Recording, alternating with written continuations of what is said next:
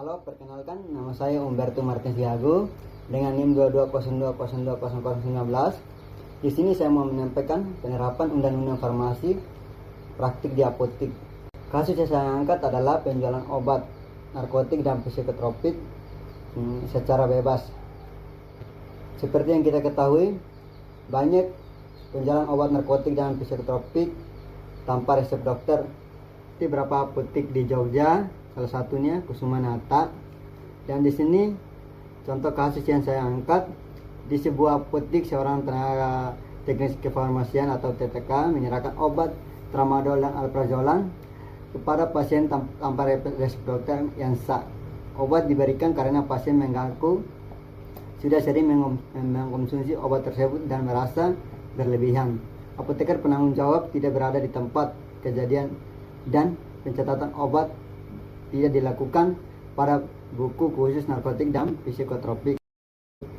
Jenis pelanggaran yang dilarang: yang pertama, pelanggaran penjual narkotik dan psikotropika tanpa resep obat. Yang kedua, pelanggaran prosedur penyimpanan pencatatan. Yang ketiga, pelanggaran pengawasan oleh apoteker penanggung jawab. Selanjutnya, adapun dasar hukum dan pasal yang dilanggar.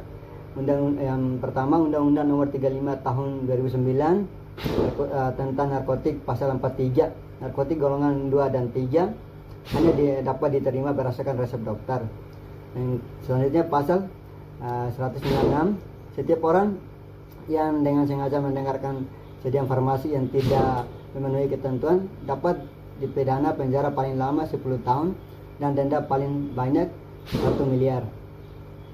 Dan selanjutnya, Undang-Undang Nomor 5 Tahun 1997 tentang psikotropika, pasal 14 dan 15. Psikotropika hanya dapat melalui resep dokter dan pengawasan ketat. Pasal 62, pelanggaran dapat dikenakan penjara dan atau denda. Kemudian Permenkes RI Nomor 73 Tahun 2016 tentang standar pelayanan kefarmasian di apotik.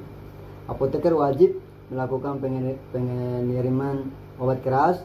Kedua, menjamin pencatatan dan pelaporan narkotik dan psikotropik. Kemudian, dampak dan efek bagi pasien. Penjualan narkotik dan psikotropik tanpa resep dapat menyebabkan ketergantungan obat, overdosis, gangguan mental dan perilaku, penyalahgunaan obat secara terus-menerus, risiko kematian jika digunakan tanpa pengawasan medis. Kemudian, sanksi yang berlaku bagi tenaga kefarmasian: sanksi administratif. Yang pertama, teguran tertulis. Yang kedua, pembekuan STR atau SIPA. Dan selanjutnya, sanksi pidana. Yang pertama, pidana penjara. Yang kedua, denda sesuai ketentuan undang-undang. Selanjutnya, bagi apotik, yang pertama, teguran dari Dinas Kesehatan. Yang kedua, pembekuan atau pencabutan izin apotik. Yang ketiga, penguasaan ketat dari BPOM dan Dinkes. Kemudian, penyelesaian kasus sesuai aturan. Langkah yang seharusnya dilakukan apotik: yang pertama, menolak menyerahkan narkotik dan psikotropik tanpa resep dokter. Yang kedua, apoteker wajib hadir dan melakukan pengawasan langsung. Ketiga, melakukan pencatatan obat pada buku khusus narkotik dan psikotropik. Yang keempat, memberikan edukasi kepada pasien terkait risiko obat. Dan yang terakhir, melaporkan penggunaan narkotik dan psikotropik sesuai ketentuan.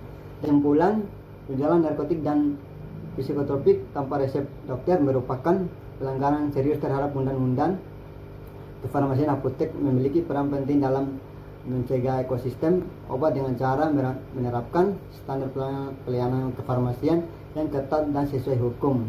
Dan kemudian, pesan pendidikan untuk masyarakat diimbau untuk, yang pertama, tidak membeli narkotik dan psikotropik tanpa resep dokter, menggunakan obat sesuai anjuran medis. Dan yang terakhir, menyadari bahwa obat dapat berdampak serius bagi kesehatan dan hukum. Sekian penjelasan singkat dari saya terkait pelanggaran penjualan obat narkotik dan psikotropik di apotik. Kurang lebihnya mohon maaf, dan jangan lupa like, comment, dan subscribe. Terima kasih.